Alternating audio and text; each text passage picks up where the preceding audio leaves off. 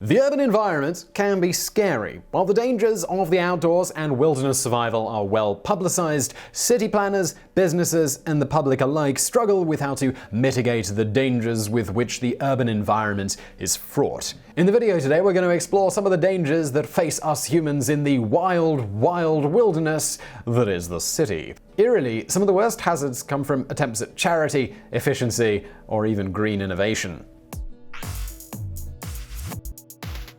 Number 10. Monster icicles. It is less well known than it should be that urban environments juxtapose walking areas for pedestrians with perfect places for icicles to drop from great heights. This indeed can be deadly. In cities with cold winter climates, sufficient precipitation, and the presence of tall buildings such as St. Petersburg, Russia, or New York City in the USA, a perfect storm exists that has tragically caused numerous injuries and, in some cities, repeated fatalities. Environmental sustainability measures centered on making buildings more energy efficient have perversely created increased danger to the public in certain cases. A 2010 article in the International Journal on Tall Buildings and Urban Habitat describes how buildings built to be energy efficient or renovated to be energy efficient release less heat. And this saves energy, but it dramatically increases the accumulation of potentially dangerous ice formations on the outside of the skyscrapers. When temperatures rise, ice chunks fall to the city streets below. Icicles forming as water drips down the edges of buildings has also caused tragic deaths, most notably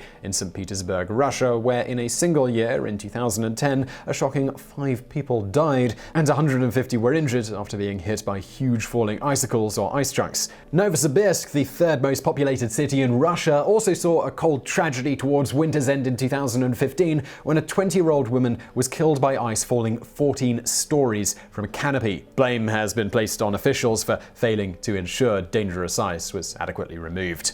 Number 9. Killer dumpsters. Dumpster diving is a popular activity for the homeless, those trying to save a few dollars, or certain freegans trying to make a political or economic statement about thrown away food. Yet another type of dumpster diving has claimed several lives, prompting calls for a ban. These killer dumpsters are actually clothing donation bins, and indeed they've caused 7 deaths in Canada since 2015. The complicated mechanism of these bins, designed to prevent theft, can crush people between their metal plates. The problem seems to be worse in Canada for reasons still in question, but deaths have occurred elsewhere globally, but in fewer numbers. People have been found dead in clothing donation bins, while in other cases screams were heard, but the victim died of crushing and suffocation before they could be helped. For example, help came too late to save one woman whose vehicle was still running beside a bin that she entered at night, only to get caught up and be left hanging from her broken limbs. Efforts to curb the deaths include outright bans or voluntary removal of bins in certain jurisdictions, along with engineering efforts to design a safer system.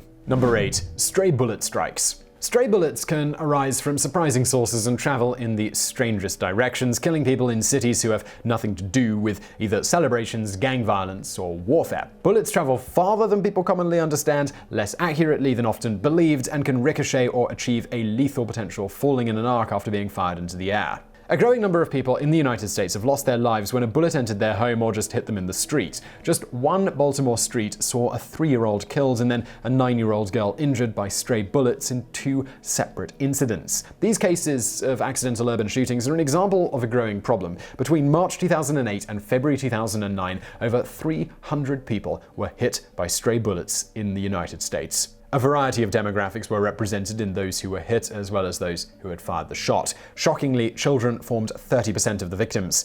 The urban threat is not primarily a street issue, as 68% of victims were struck indoors, including 40% being accidentally shot in their own homes. There is also an urgent need to stop the celebratory firing of live rounds at events such as New Year's around the world. Senseless fatalities such as the 2014 deaths of 2 children in the Philippines when bullets fired to celebrate New Year's struck them in their home serve as an example of this.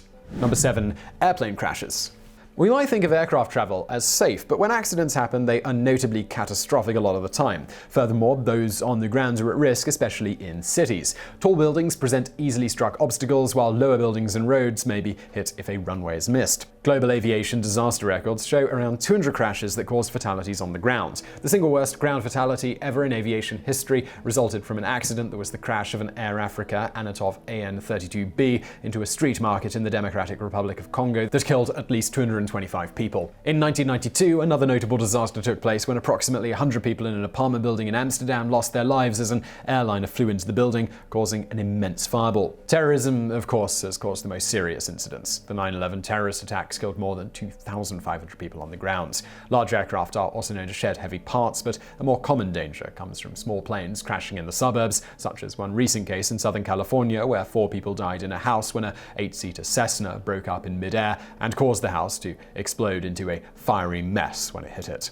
Number 6. Accidental drug exposures. The use of illegal recreational drugs presents a significant risk to users. However, as prohibited street drugs get more potent and deadly, the potential for collateral damage in urban areas to non-users rises. The appearance of fentanyl has posed an extreme threat to law enforcement and the public. An increasingly abused system on the streets that is of medical origin, fentanyl often comes in a fine powder. If inhaled, even a tiny amount of this drug, which is about 50 times stronger than heroin, may dangerously inhibit respiratory function, easily causing death. In one case, first responders assisting an overdose victim themselves experienced symptoms of an overdose, prompting emergency management authorities to highlight the risk of accidental exposure. If this was not enough, another substance originating from fentanyl, carfentanil, is around 100 times more potent than regular fentanyl. In addition to the growing threat caused by these rogue opioids proliferating in world cities, drug use poses other threats. Discarded needles are becoming ubiquitous, showing up in garbage cans at bus stops and in playgrounds. Accidental sticking with discarded needles may lead to exposure of bloodborne diseases if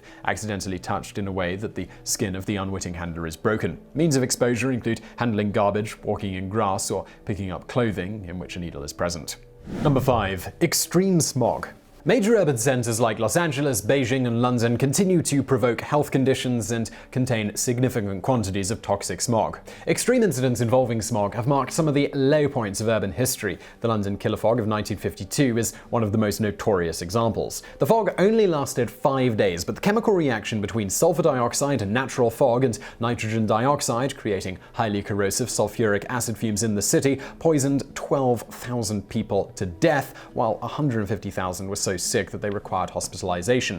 By 1956, the Clean Air Act was passed to get control of the deadly risks of urban coal burning. Despite the improvements, London today still has air that has become comparable to New Delhi or Beijing, two large cities known for their frequent air quality advisories. London's problem with nitrogen dioxide continues, exacerbated by sunlight, which produces ozone pollution. Cities such as New Delhi, however, suffer from worse particulate pollution, yet the levels of potentially life-shortening nitrogen dioxide in London are significantly worse than conditions in a city as large as New York, putting a strain on health services. Air pollution in China causes around 1.1 million premature deaths annually, part of a constellation of problems that prompted a war on pollution in China with the intention of making the skies blue again. Efforts are focused on reducing steel production and coal-fired energy generation, which are the country's key polluters.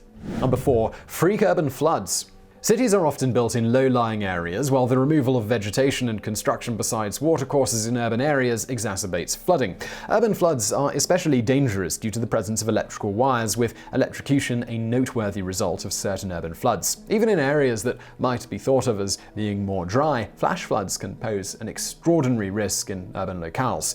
In the large Saudi Arabian city Jeddah, 2009 and 2011 saw floods roar through the desert city. These floods killed over 100 people. A lack of proper drainage and flood-absorbing vegetation presents a challenge that must be addressed through better installation of natural infrastructure, such as constructed wetlands and drains to slow and absorb floodwaters. Furthermore, urban industry poses the threat of some very strange floods. 8 deaths resulted when thousands of gallons of beer were accidentally released into the streets in the London beer flood of 1814, while the Great Boston Molasses Flood in the United States in 1919 killed 21 people and injured 150 when a huge tank full of molasses broke and let out a wave of molasses 15 feet tall that rushed through the streets and buildings, creating a half-mile-long swath of destruction and death as people were trapped and drowned in the sticky substance. Number 3. Infrastructure failures.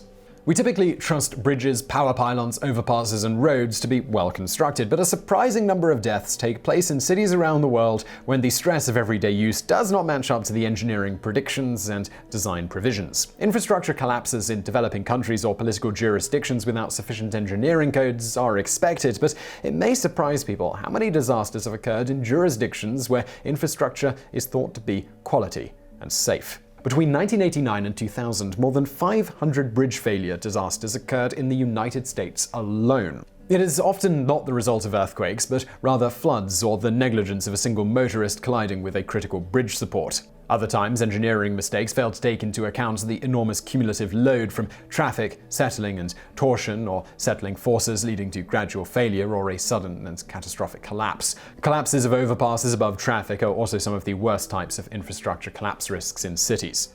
Number 2. Asbestos exposure.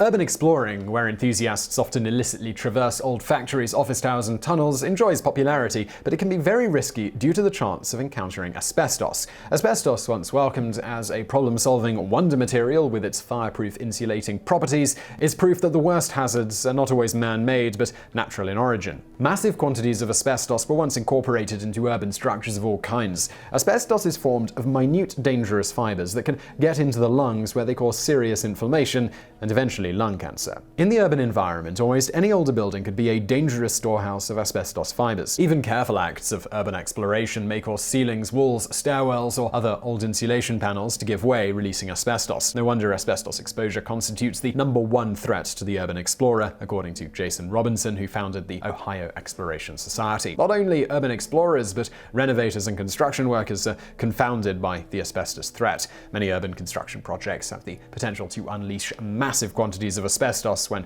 past construction work is disturbed. Dealing with asbestos is a liability, but also a significant business activity, with workers suiting up until they resemble astronauts in order to get rid of the danger. Number 1. Gas leaks and carbon monoxide. Colorless, odorless, and hard to notice, carbon monoxide remains an insidious and quick killer, responsible for numerous deaths from small and large-scale equipment failures and also installation mistakes. The substance is dangerous, but it's formed of two completely harmless substances that make up your food, your body, and the air around you, albeit in a different molecular order. One molecule of carbon binds to one molecule of oxygen in a byproduct of certain combustion reactions, but the danger is much greater than the sum of the parts. Carbon monoxide is capable of replacing the oxygen in your bloodstream. While taking the place of oxygen, this imposter chemical fails to provide the life-sustaining support that oxygen lends. Eerily, the chemical has no taste, no smell, no color, and is often not detected until death results, particularly if the victim is asleep. Many deaths have resulted from blocked chimneys, the use of fuel-burning machines indoors, or leaving a car running in an enclosed space.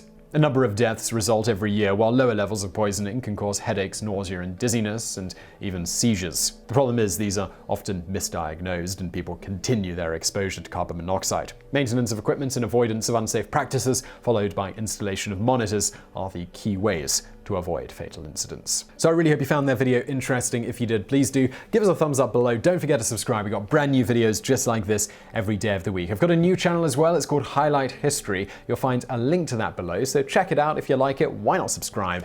And as always, thank you for watching.